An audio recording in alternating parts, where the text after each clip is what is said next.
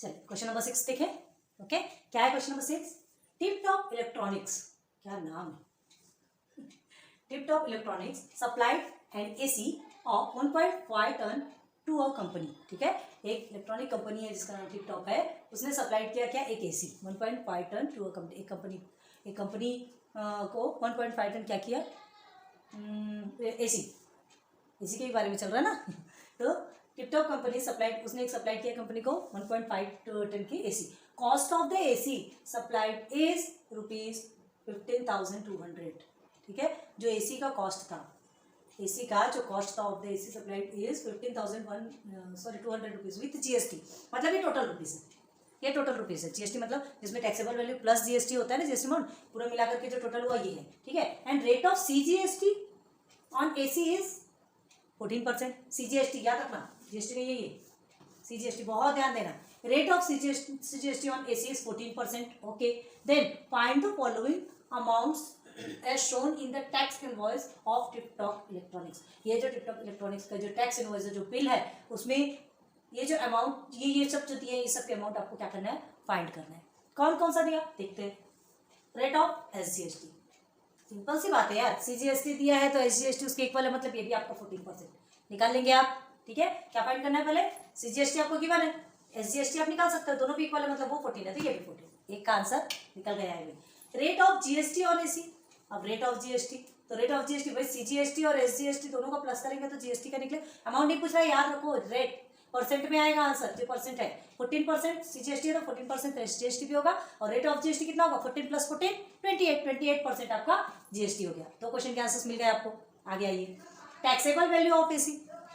अब ये taxable value of AC जो आपने जस्ट इससे पहले 5th क्वेश्चन में किया था, तो टैक्सेबल वैल्यू ऑफ एसी मतलब किसको बोलते हैं, जिसमें कि जीएसटी नहीं लगा होता, उसमें जीएसटी लगने वाला होता है, वो अमाउंट आपको निकालना है। ठीक है, टैक्सेबल अमाउंट आपको निकालना है जिसमें कि जीएसटी नहीं है। तो ये आपका टोटल वैल्यू है, ये आपका टोटल है, आपको टैक्सेबल नहीं पता। तो टैक्सेबल वैल्यू निकालने के लिए हमको क्या करना पड़ता है, क्या करना पड़ता है, हमको जीएसटी अमाउंट उसमें पता करना पड़ता है। टैक्सेबल वैल्यू जीएसटी अमाउंट होना और टोटल अमाउंट होना। ठीक है, तो जीएसटी अमाउंट और टोटल अमाउंट को हम क्या करेंगे, क्या कर देंगे, माइनस कर देंगे तो टैक्सेबल निकल के आएगा। लेकिन हमें टैक्सेबल वैल्यू नहीं पता, अभी टैक्सेबल वैल्यू नहीं पता। ठीक है, लेकिन टैक्सेबल वैल्यू निकालने के लिए, ठीक है, जीएसटी अमाउंट तो होना, लेकिन जीएसटी अमाउंट पता है क्या आपको, ये तो जीएसटी आपको, रेट ऑफ जीएसटी पता है 28% पता है, आपको अमाउंट नहीं पता। तो सबसे पहले हमको जीएसटी अमाउंट निकालना पड़ेगा, जो कि ऑलरेडी हमने 5th क्वेश्चन पे निकाला है। बैक जाइए देखिए, अब जैसा है ना सेम, ये तो आपका निकल गया, ये सेम आपका 5th क्वेश्चन का प्रोसीजर चलेगा, line to line, line to line. तो टैक्सेबल वैल्यू ऑफ एसी हम समझ लो एक्स सपोज ले लेंगे। ठीक है, टैक्सेबल वैल्यू हम एक्स ले लेंगे, और जीएसटी अमाउंट हमको निकालना है। तो जीएसटी अमाउंट निकालने के लिए क्या है, रेट ऑफ जीएसटी लिखेंगे, रेट ऑफ जीएसटी, ठीक है, मल्टीप्लाई बाय टैक्सेबल वैल्यू। अभी हम ऐसे लिख रहे हैं टैक्सेबल वैल्यू। तो रेट ऑफ जीएसटी कितना है आपका 28%, तो इससे आप जीएसटी अमाउंट निकाल सकते हो।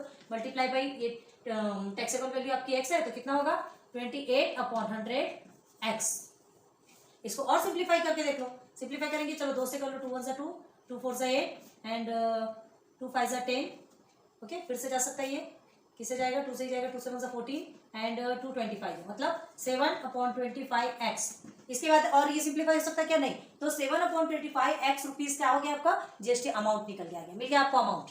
ठीक है, अमाउंट मिल गया, अभी बता रहे आपको करना है, जीएसटी अमाउंट आपको मिल गया। अब जीएसटी अमाउंट आपको कितना मिला, 7/25x रुपीज जो मिला है, इसको क्या करना है हमको, ये जो जीएसटी आपको मिला है ये रुपीज है ना, इसको GST amount plus taxable value दोनों को प्लस करेंगे तो हमको टोटल मिलेगा। टैक्सेबल हमारा क्या है, एक्स है, प्लस जीएसटी हमारा क्या है, इतना है, इज इक्वल टू ये दोनों का मिला के टोटल। तो टोटल हमको दिया है, मतलब ये दोनों किसके बराबर होंगे, 51,200 के बराबर होंगे।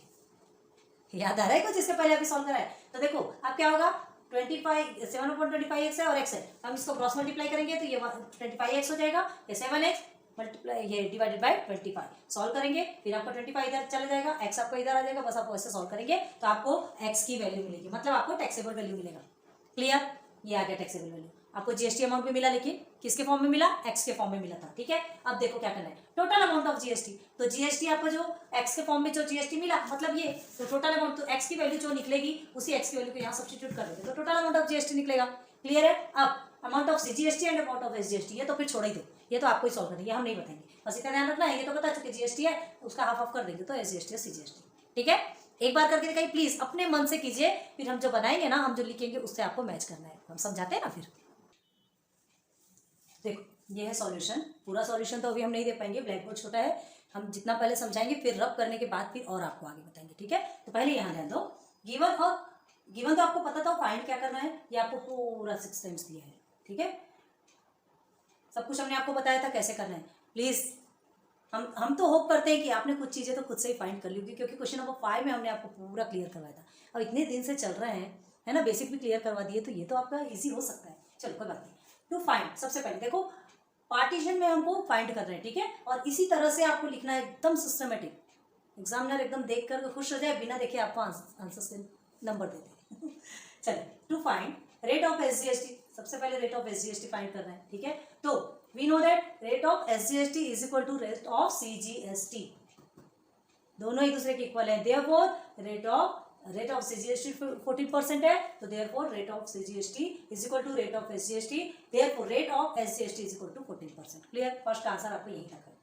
क्लियर हुआ? आप थोड़ा अच्छे से लिखिएगा, थोड़ा दूर दूर, हमने थोड़ा पास पास लिखा है, ब्लैक बोर्ड में थोड़ी प्रॉब्लम होती है, लेकिन आपके पास तो पेजेस भरपूर है।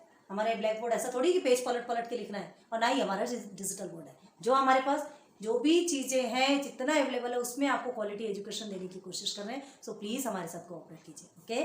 चलो देखते हैं, फर्स्ट आपका निकल गया rate of SGST is equal to 14%, inbox कर लीजिएगा। सेकंड देखिए, rate of GST on AC में रेट ऑफ GST, तो देखो CGST आपको 14% है, SGST भी आपको 14% है, तो दोनों का प्लस करेंगे तो GST निकलेगा। तो क्या होगा, चलो we know that rate of GST is equal to rate of CGST plus rate of SGST, दोनों का प्लस किया, 14% plus 14% is equal to 28%, therefore rate of GST is equal to 28%। गया, ओके, आगे निकलो। टू फाइंड, क्या find करना था हमें, टैक्सेबल वैल्यू ऑफ AC। अब ये यहाँ से आपको थोड़ा सा लॉन्ग प्रोसीजर पड़ता है, जो कि हमने आपको ऑलरेडी किसमें क्वेश्चन नंबर 5 में बताया था, ठीक है। याद है यार, अभी पढ़े। देखो टैक्सेबल वैल्यू ऑफ AC, तो टैक्सेबल वैल्यू ऑफ AC क्या होगा, यहाँ पे देखो हमको AC का जो टैक्सेबल वैल्यू निकाला, मतलब आपको टोटल वैल्यू मिला है कितना, 51,200 विथ GST, तभी तो वो टोटल कहलाया, ठीक है। अब हमको टैक्सेबल पूछ रहा है, मतलब हमको GST हटाना है, वहाँ से GST अमाउंट हटाना है, तो GST अमाउंट पता होगा तब तो हटाएंगे। हमको कहाँ मिला है GST 28% हमने यहाँ से फाइंड किया, लेकिन वो रेट ऑफ GST आपको अमाउंट कहाँ पता है, तो पहले आपको अमाउंट निकालना पड़ेगा। तो अमाउंट निकालने के लिए हमको क्या चाहिए, अमाउंट निकालना है, तो आपको rate of GST multiply of किसमें, टैक्सेबल वैल्यू में, कितना, टैक्सेबल वैल्यू में 28% GST, ठीक है। टैक्सेबल वैल्यू मतलब जिसमें टैक्स नहीं लगा है, उसमें कितना परसेंट लगेगा GST, 28%। याद रखो, ये इलेक्ट्रॉनिक सामान, इसमें 28% लगता है, ठीक है। तो देखो फिर क्या लिखेंगे, अमाउंट निकालना है, तो इसका फॉर्मूला आपका क्या है, amount of GST is equal to rate of GST multiply by taxable value, okay. तो रेट ऑफ GST आपको 28% है, मल्टीप्लाई बाई एक्स लिया हमने टैक्सेबल वैल्यू, क्योंकि हमको टैक्सेबल वैल्यू नहीं पता, बताया था 5 में, है ना। Let the taxable value of AC be ₹x बना। अब हमको अमाउंट ऑफ GST निकालना है, तो rate of GST multiply by taxable value लेंगे। रेट ऑफ GST आपको पता है, टैक्सेबल वैल्यू आपने x सपोज लिया, ठीक है। चलो सॉल्व करेंगे, तो परसेंट है मतलब ये 28/100 x, तो ये आपको जितना भी सॉल्यूशन करेंगे इसको शॉर्टकट कर देंगे तो आपको 7/5, इसके पहले जस्ट बताया था ना हमने, है ना, जो रफ में बताया था उसमें बताया था। आप प्लीज गंदगी मत कीजिएगा, एकदम सफाई से कीजिए। 28/100 अगर हम लेते हैं, ठीक है, हम किससे करते हैं, चलो 2 से ही करते हैं, तो 2 1 2, 2 4 8 एंड 2 50 100 होता है। फिर 2 से करोगे 2 7 40 एंड 2 7 14 के बाद 2 25 50, आगे 7/25, ओके। आप इसको रफ में कर लीजिएगा, साइड में करना है, जैसा भी करना है। हमने गंदगी नहीं की, तो कटने पिटने के बाद चीजें दिखती नहीं, ठीक है। तो 7/25 x रुपीज क्या हो गया, अमाउंट ऑफ GST। अब ये कैसा अमाउंट, एक्स के फॉर्म में अमाउंट आता है, तो कोई बोलेगा 7/25 x रुपीज दे सकते हो क्या, पॉसिबल है क्या, इट्स नॉट पॉसिबल। तो उसके लिए हमको एक्स की वैल्यू फाइंड करना पड़ेगा। एक्स हमारा क्या है, टैक्सेबल वैल्यू, क्लियर है, हमने जैसे सपोज लिया। तो अब हम निकालेंगे टैक्सेबल वैल्यू। कैसे निकालेंगे टैक्सेबल वैल्यू, आप ध्यान दो, टैक्सेबल वैल्यू और जो अमाउंट ऑफ GST आपका निकला है, ये अमाउंट ऑफ GST और ये टैक्सेबल वैल्यू, दोनों को प्लस करोगे तो आपको क्या निकलेगा, टोटल वैल्यू, क्लियर है।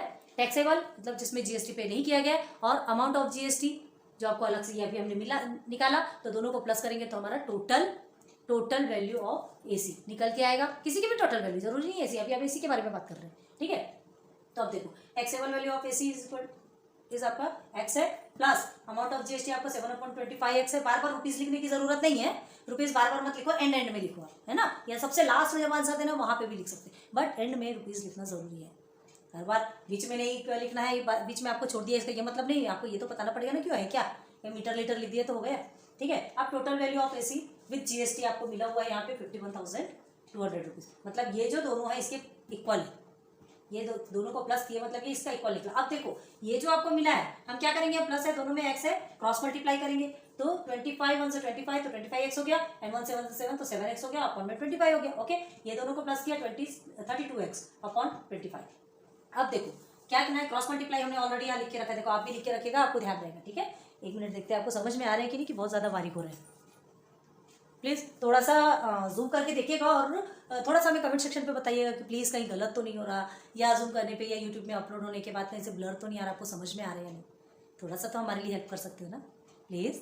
ओके, चलिए ये हो गया। अब क्रॉस मल्टीप्लाई करने के बाद फिर ये इस प्रोसीजर में आया, अब उसके बाद फिर इसे सॉल्व करेंगे तो 32x upon 25 okay is equal to 51,200। अब देखो क्या करना है, ये x की वैल्यू फाइंड करना है हमको, तो x को यही रहने देंगे, बाकी सबको उधर भेजेंगे। तो 25 डिवाइडेशन पे है तो यहाँ जाके मल्टीप्लिकेशन पे हो जाएगा, 32 मल्टीप्लिकेशन पे है तो यहाँ जाके डिवाइडेशन पे हो जाएगा। ये चीज पता है ना आपको। अब इसे 2 टर्म में करते हैं, क्या करते हैं, ये जो 25 है चलो मल्टीप्लिकेशन पे ले जाते हैं, 32x यही रह जाता है, फिर बाद में 32 मल्टीप्लिकेशन पे है तो डिवाइडेशन पे ले जाते हैं, तो वही प्रोसीजर को एक बार में ही करो ना, है ना, इसका रेसिप्रोकल कर दो, उधर लेके जाना है। क्लियर हो गया, समझ में आया। चलो तो ये चीजें हो गई आपकी। अब x की वैल्यू आपकी क्या निकली, देखो x इज इक्वल टू 40,000। अब ये कैसे निकला, इसको भी आपको कट करना है। ठीक है, कट करेंगे तभी आपका आंसर निकलेगा। तो उसको कैसे कट करोगे, चलो बता सकते हो उसको कैसे कट करोगे आप। थोड़ा सा ये चीज आपको सीखना, ये भी इवन नंबर है, ये भी इवन नंबर है। 32 के टेबल में आपका 512 कहीं से आता है क्या, एक बार देखो 32 के टेबल में 512 कहीं से आता है, 2 6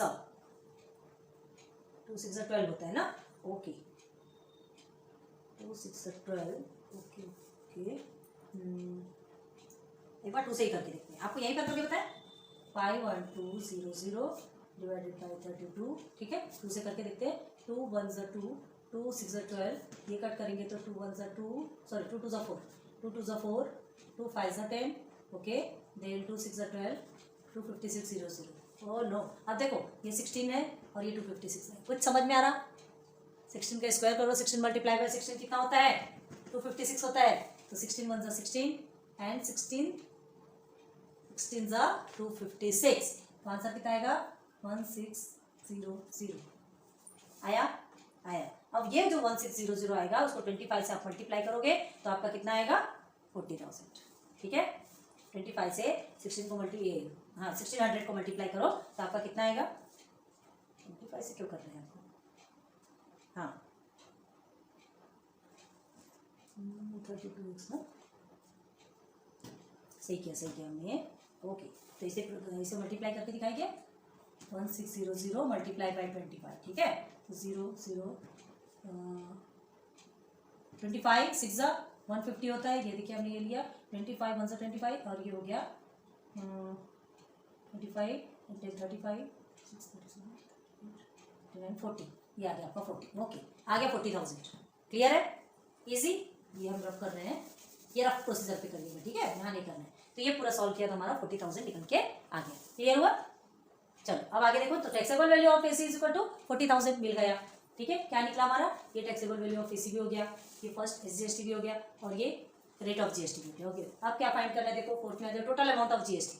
to find total amount of GST, GST आपका टोटल अमाउंट तो निकल के आ गया, कितने बार निकालोगे, ये अमाउंट ऑफ जीएसटी आपका निकल के आ गया 7/25x। ठीक है, तो एक्स के फॉर्म में थोड़ी चाहिए हमको, ये एक्स के फॉर्म में है, इसलिए हमने यहाँ पे इनबॉक्स नहीं किया, ध्यान रखो। इनबॉक्स इसलिए नहीं किया क्योंकि ये आपका क्या है, एक्स के फॉर्म में, हमको रियल वैल्यू चाहिए, रियल अमाउंट चाहिए। तो देखो क्या करेंगे, फ्रॉम इक्वेशन 1, हमने इसे इक्वेशन 1 माना था, तो amount of GST is equal to जो आपका आया, अमाउंट ऑफ जीएसटी कितना आया, okay is equal to X. X की वैल्यू क्या करेंगे यहाँ पे 40,000 ऐड कर देंगे, तो 7/25 मल्टीप्लाई बाय 40,000। तो इसको सॉल्व करेंगे तो 25 और ये 40,000 को सिंप्लीफाई करेंगे तो आपका कितना आएगा 1600। ठीक है, 5 से करके देखिए ना, यहाँ करके दिखाए 7/25 मल्टीप्लाई बाय 40,000, ये हम अलग अलग करके दिखा रहे हैं, प्लीज आप रफ में कीजिएगा। तो 5 5 25, 5 8 40 0 0 0, ओके 5 1 5, देन 5 1 5, 6 7 8, 5 6 30 0 0 आ गया। अब ये 1600 को 7 से मल्टीप्लाई करेंगे तो 11,200। क्लियर हो गया, समझ आया, हमने गंदगी नहीं की, रफ नहीं करना है, बार बार बता रहे। ओके, तो ये हमारा निकल गया amount of GST is equal to ₹11,200। Clear, ये भी हमारा क्लियर हो गया। समझ आ रहा है ना? इसके पहले हमने बता दिया था आपको अमाउंट ऑफ जीएसटी आपका एक्स के फॉर्म में था, इसलिए हमने इसे इनबॉक्स नहीं किया। क्यों? क्योंकि हमको पूरी वैल्यू चाहिए। तो अमाउंट ऑफ जीएसटी आपको जब निकालना था तो जो आपका दिया था अमाउंट ऑफ जीएसटी जो इस फॉर्म में आता उसको लिख दिए। अब हमको एक्स की वैल्यू मिल गई ना, एक्स क्या था हमारा? Taxable value. टैक्सेबल वैल्यू 40,000 मिल गई, तो उस एक्स की वैल्यू सब्सटीट्यूट कर देंगे, मतलब टैक्सेबल वैल्यू है ना, यहाँ पे दिया है ना आपको, देखो ये देखो rate of GST into x, ये एक्स आपका टैक्सेबल वैल्यू था। क्लियर है? तो ये हमने एक्स सब्सटीट्यूट किया, हमारा क्या आ गया answer? Amount of GST is equal to 11,200। Okay, अब ये भी हमारा कंप्लीट हो गया। अब अमाउंट ऑफ सीजीएसटी, तो अमाउंट ऑफ सीजीएसटी क्या है?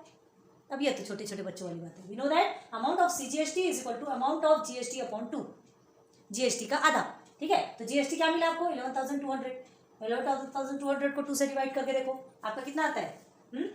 2 5 से 10 हो गया, 2 6 से 12 हो गया, 5,600 आ गया आपका आ गया। क्लियर है? तो amount of GST CGST is equal to 5,600। Clear हो गया? तो ये भी आपका क्लियर हो गया। अब अभी आपको क्या बताने वाले हैं? Amount of SGST. तो क्या रहेगा उसमें? टू फाइंड करना है ना, 6th वाला फाइंड करना है, तो क्या लिखेंगे उसमें? We know that amount of CGST is equal to amount of SGST. Therefore, amount of SGST is also rupees 5,600. बस वही जो हमको बताना था ना, हमें स्पेस नहीं मिला, इसलिए हमने यहाँ तक के कंप्लीट किया। ठीक है, बताते हैं वो भी कैसे लिखना है, वो भी बता देंगे आपको। तो टोटल 6 तक कंप्लीट हो गया, और एंड में सारे आंसर्स आपको सिस्टमेटिक कैसे लिखना है वो भी बताते हैं। पहले यहाँ तक के अच्छे से लिख लो, फिर उसके बाद फिर हम रब करके आगे का बताते हैं। अमाउंट ऑफ एसजीएसटी हमको निकालना था 6 का, है ना, तो to find amount of SGST. तो देखो यहाँ तक पहुंचे थे, तो amount of CGST is equal to 5,600 आया था आपका इस तरह से। तो अब we know that amount of CGST is equal to amount of SGST. ये हमको पता है कि ये और ये दोनों हमेशा इक्वल होते हैं, ऑलवेज बी इक्वल। ओके, तो amount of SGST is equal to also 5,600। ये ध्यान देना है कि पहले सीजीएसटी पूछा तो पहले सीजीएसटी लिखोगे, एसजीएसटी पता चला 5th में आप सीजीएसटी इसमें एसजीएसटी, हालांकि आपका आंसर सही आएगा, आंसर सेम रहेगा। ठीक है, सीजीएसटी एसजीएसटी दोनों, लेकिन जो जहां पूछा गया आपको वही लिखना है ना। ओके, तो चलो अब आपसे ये हो गया पूरा आपका आंसर। तो लास्ट में आपको आंसर क्या लिखना है? Rate of SGST on AC 15%, rate of GST on AC 28%, taxable value of AC rupees 40,000, and total amount of GST 11,200, amount of CGST 5,600 and amount of SGST 5,600। Okay, समझ आया? बहुत ज्यादा बड़ा है, कुछ नहीं होता बड़ा है तो, लेकिन ये सॉल्व करना कितना मजा आता है बताओ। एक एक चीज है क्या, ये तो हम डायरेक्ट भी सॉल्व करके पूरा निकाल सकते थे। यह जो आपसे पूछा ना, total amount of GST, amount of CGST, amount of SGST, ये तीनों हम एक साथ ही निकाल सकते थे। एक साथ कैसे? Amount of CGST is equal to amount of SGST is equal to total amount of GST upon 2 कर देते थे, तो ये 2 निकल के आते थे। तो टोटल अमाउंट ऑफ जीएसटी तो आपको क्या था, वो तो आपको ऑलरेडी समझ में आता था।